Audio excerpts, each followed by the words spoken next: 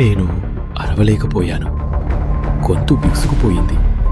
ఆ నీడ కదలటం లేదు. శ్వాస కూడా వినిపించటం లేదు. అకస్మాత్తుగా ఫోన్ మళ్ళీ వైబ్రేట్ అయింది. కొత్త మెసేజ్. అద్దంలో చూడు. చూడాలని లేదు, కానీ నా కళ్ళు తప్పకుండా అద్దం వైపు తిరిగాయి. అద్దంలో డోర్వేలో నీడ లేదు. అది ఇప్పుడు నా వెనకే నిలబడి ఉంది, నా భుజం దగ్గర. వెనక్కి తిరిగాను. ఏమీ లేదు. ఖాళీ గది. మళ్ళీ అద్దంలో చూశాను. నీడ ఇంకా అక్కడే ఉంది. ఇప్పుడు అది నవ్వుతోంది. దాని పెదవులు కదులుతున్నాయి.